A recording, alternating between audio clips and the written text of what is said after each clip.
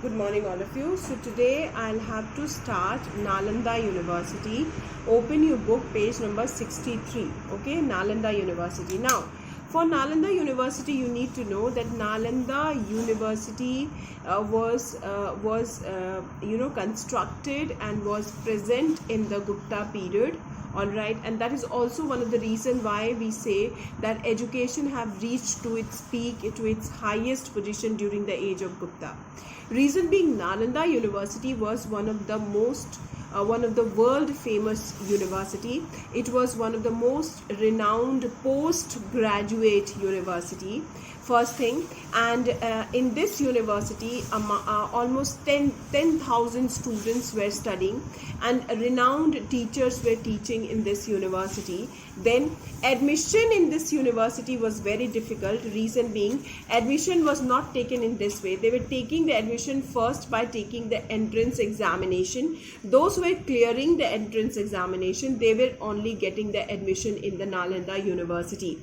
Then the students, not only from different parts of India but also from other parts of the country, were also coming for taking education in the Nalanda University. Also from taking, like for example, from Korea, from Mongolia, from Japan, from China, from Tibet. These were the countries. All right, and all the important subjects were taught, like Vedas, logic, grammar, medicines, okay, Nyay, okay, that is, and then whatever Buddhist work was there, all those things were taught in the Nalanda University. Is it clear?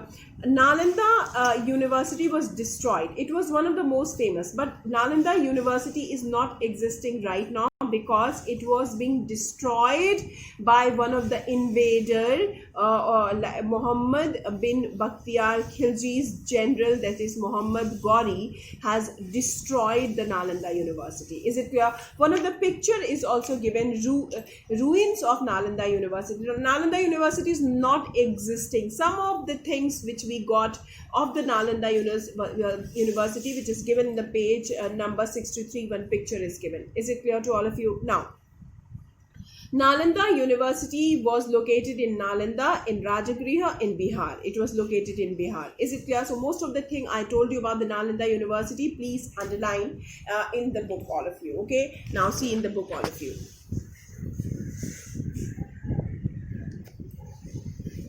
Nalanda University, underline. It was the most renowned educational institution of ancient India. It was located in Nalanda in Rajagriha in Bihar. Okay, then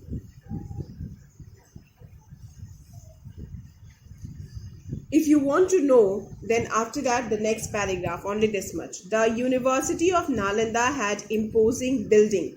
There were at least 8 colleges built by different patrons, including one by Balaputra Deva, king of Sumatra. Is it clear? This much. Then Nalanda University provided various facilities to the students for their studies. There were 3 great libraries were there, that is Ratna Sagar, Ratna Dodhi and Ratna Ranjak. These are the 3 libraries of the Nalanda University. Then there were more than 10,000 students and teachers. They came from Korea, Mongolia, Japan, China, Tibet, Ceylon and various parts of India. Is it clear? Then further,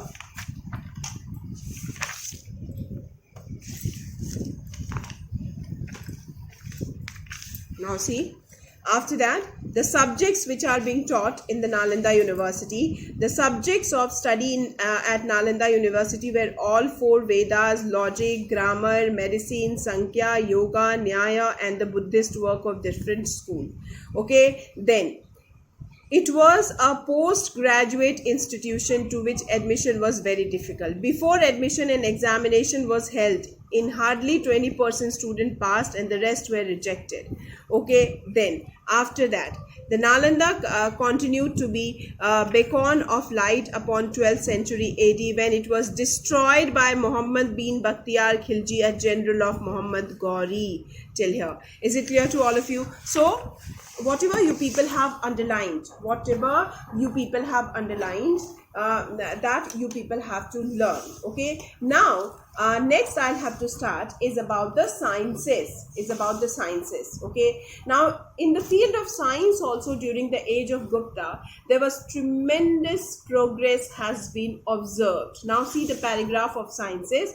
During the Gupta period, great contribution was made in many branches of science. Which were those branches? Astronomy, medicine, metallurgy, etc. Then one of the most important astronomer was Brahmahira. All right. Barahmira was a great astronomer of the Gupta period.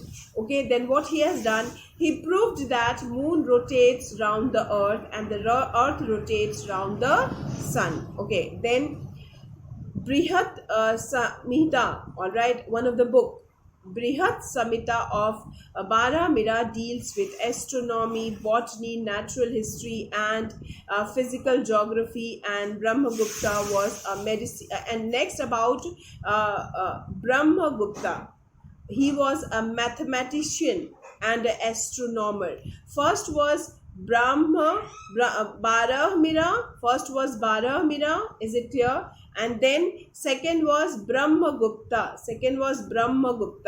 Okay, then what he said, he described the law of gravitational several centuries before Newton. Although the law of gravitation evaluation, the credit goes to Newton, but before Newton, many years before, Brahmagupta has already described the law of gravitation. Then after, this is the second one, then metallurgy or the scientific study of metals had reached, that is the third point. Okay, third point, that is metallurgy. Metallurgy means work on metal, and the scientific study of metal had reached an advanced stage during the Gupta period. Is it clear? And last one, that this is an evident from iron pillar at Mehrauli. This is an example of metallurgy, that is iron pillar at Mehrauli and Qutub Minar in New Delhi, and Charkha and Swastra with famous of Ayurveda. All right, that is your fourth point. Is it clear? Now see in the field of science and underline in your book, children. Okay, now see about the science. Many branches were there. The first point, the first one is this: astronomy, medicine, and metallurgy. In these three fields, one is astronomy, one is medicine, one is metallurgy. Among these three fields, lots of work has been observed. Now first astronomer, this is number 1 point, children, which you people have to underline, that is Barahmira. Now about Barahmira, you have to underline, was a great astronomer. Barahmira was a great astronomer, and what he has shown, what he has invented, he proved that moon rotates round the earth and the earth rotates round the sun. Then he wrote a book called Brihat Samhita of Barahmira, deals with astronomy, botany, natural history, and physical geography. Till here it is about Barahmira. Is it clear? Now second person, he was a mathematician, that is Brahmagupta. Second, Brahmagupta, underline. Who was Brahmagupta? Who was Barahmira? Was an astronomer. Who was Brahmagupta? Was a mathematician and astronomer.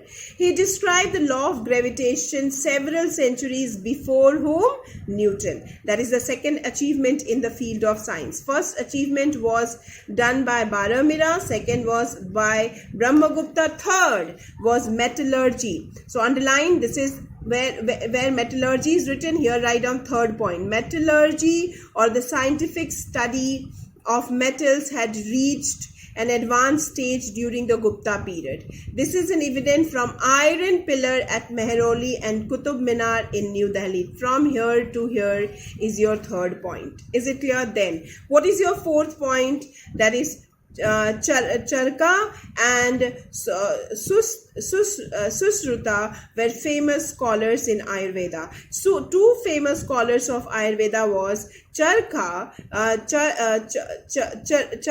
and Susruta were the two famous scholars of Ayurveda. Is it clear? So 4 points you people have to remember about science. First, about Baramira, who was an astronomer. Second, about Brahmagupta, who was a mathematician and astronomer. Third, that a lot of development was observed in metallurgy. Example, one of the best example of metallurgy was Iron Pillar at Mehrauli and Qutub Minar in New Delhi. And two famous scholars of Ayurveda, that is Charka and Sushruta, were the two famous. Then next we need to start from about Aryabhatta. Is it clear? We have to start next about Aryabhatta. Now see all of you in the book about Aryabhatta. You know about who was Aryabhatta? Who was Aryabhatta? Okay, Aryabhatta was also a great astronomer. He was also a great astronomer and a mathematician. He flourished during the reign of Gupta dynasty. His two famous books include Aryabhattayam and Saurya Siddhanta. Is it clear? Are the two famous books written by him. Then, what was his main achievement? First, he said that Earth moves round the sun. First thing. Second, he discovered the rule for finding the area of triangle. Yes, area of triangle we find out by who gave this discovery? The Aryabhatta. Third, he calculated the exact value of pi. Yeah, the value of pi, that is 3.1416, is also given by Aryabhatta. Then, in his work of Surya Siddhanta, he explained the exact cause of solar and lunar eclipses. He has given why we have solar eclipse or why we have lunar eclipse. He has given the explanation in his book called Surya Siddhanta. Then last one, you know what is the last one? The most famous work of Aryabhatta is that Aryabhatta has got the credit of giving zero and giving us the use of zero. So these were the contribution of the Aryabhatta. Is it clear? So I think it is given in the points, so no need for you people to underline all 5 points. And under the paragraph you need to remember that he was a great astronomer and mathematician, and his two famous book, that is Aryabhatyam and the Surya Siddhanta, were the two popular books written by Aryabhatta, and these 5 points shows his great work. Now we need to start about the culture. Under the culture, we have to study about the Vishnu temple, which was constructed during the Gupta period. That is situated in Deoghar, and it is one of the most famous and world famous temple which is constructed during the Gupta reign. Is it clear? But before that, you see the culture part that is given in page number 64. The Gupta Empire was well organized state under a succession of versatile and mighty rulers who led it from one point of achievement to another. There was political stability, so trade and commerce flourished. You know that all the Gupta rulers, whether it's Rajaraja first or Samudragupta or Rajaraja second or Vikramaditya, they all were the great rulers and they were having a good control and hold over their empire, and that's why we have observed political stability in the Gupta period. Is it clear? And due to this political stability, the trade and commerce flourished a lot during the reign of Gupta. Is it clear? Then people, a lot of economic prosperity, means lot of wealth was being earned during the Gupta period. This economic prosperity allowed people to pursue various art and craft and literature activity. Thus, the ideal condition available in the Gupta period led to the unprecedented development of Indian culture. Ideal condition. What was the ideal condition? Political stability.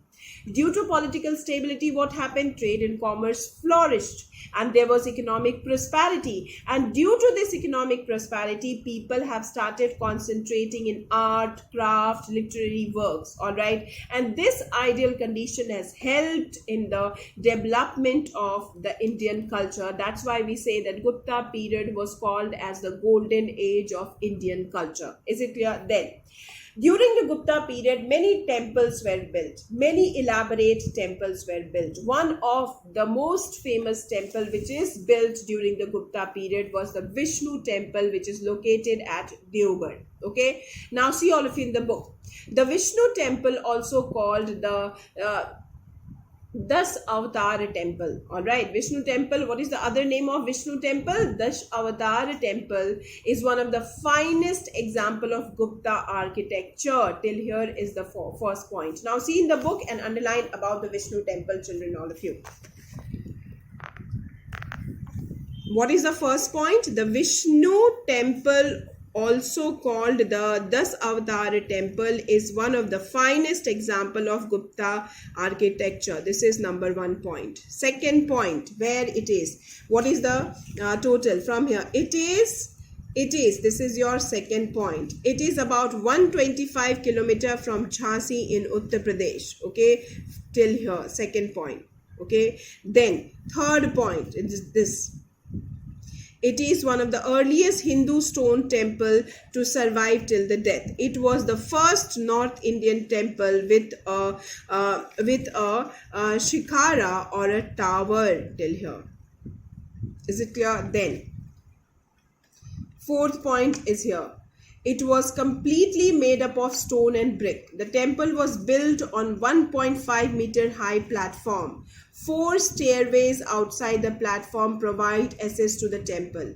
Its exterior is decorated with scenes from Ramayana. इसकी जितनी भी designing decorate की गई है वो सारी decoration Ramayana की scene से की गई है.